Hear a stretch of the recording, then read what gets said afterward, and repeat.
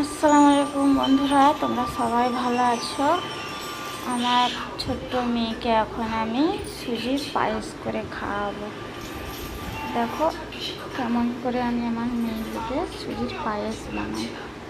একবারে পুরোটাই খেয়ে নেবে যদি বাচ্চাদেরকে এমন করেই তৈরি করে খাওয়ানো হয় সুন্দরভাবে।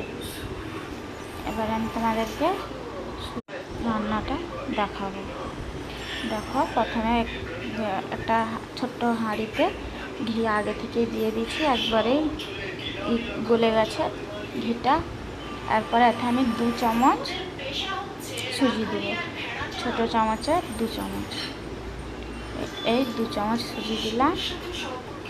দিয়ে এরপরে আমি একটু ভেজে নেবো হালকা করে। একটা যখন সুজির স্মেল আসবে এবার একটু পানি দিয়ে দেবো।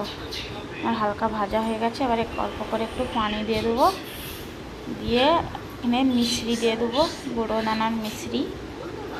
এখানে এই মিশ্রিটা পাওয়া যায়। এরপরে 7 রকম বাদাম পেস্ট করা আছে আমার জারে আগে থেকে, আমি একটু দিয়ে দিলাম কারণ 8 মাসের বাচ্চা, অল্পই দিয়েছি।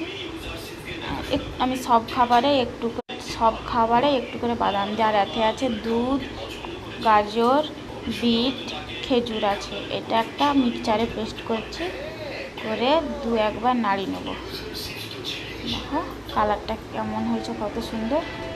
দেখো এবারে আমার হোক বা তোমার বাচ্চা যেমন হিসাবে খাবে তুমি সেমনি হিসাবে মানে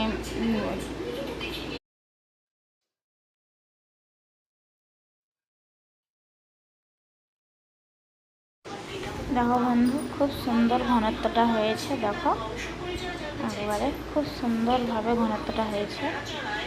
এবারে আমার বাচ্চাকে খাইয়ে নেবো। দেখো কত আনন্দ করে খাবে। দেখো আর খুবই আনন্দ লাগে যখন আমি এমনিভাবে খাবার বানিয়ে ওকে খাওয়াই। আমি সব দিন সব রকম করে খাওয়াই, চিড়ের পায়েস করে কখনো। বন্ধুরা কেমন হয়েছে তোমরা কমেন্ট করে একটু বলো।